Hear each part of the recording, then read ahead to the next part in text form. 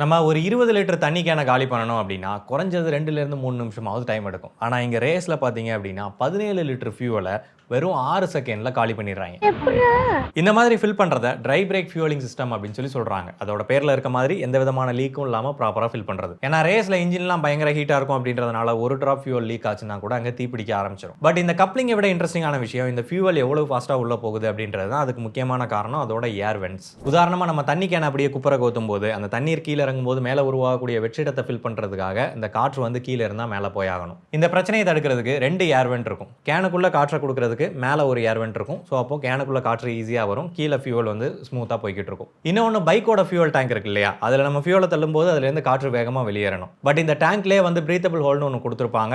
ஆனால் இவ்வளவு அதிகமான ஃபியூலை நம்ம உள்ள தள்ளும்போது இந்த காற்று வெளியேறதுக்கு அது போதுமானதாக இருக்காது. அதனால இந்த கப்ளிங்லேயே வந்து வெண்ட் வந்து கொடுத்துருப்பாங்க. ஃபியூவல் அதிகப்படியாக உள்ள போகும்போது அதிகப்படியாக காற்றும் வந்து வெளியேறும். அதுக்காக இன்னொரு ஏர் வெண்ட்டும் சைடில் ஹோஸ் மூலமாக கொடுத்துருப்பாங்க. இந்த மாதிரி காற்று போகிறதுக்கு ஈஸியான வழி இருக்கும்போது ஒரு சில வினாடிகள்லேயே 17 லிட்டர் ஃபியூலை அப்படியே இறக்கிற முடியும். பட் இவ்வளவு டெக்னாலஜியையும் தாண்டியும் சைடில் ஒருத்தர் தீப்பிடிச்சா அணைக்கிறதுக்கு ரெடியாக வச்சுட்டு நிற்கிறாரு.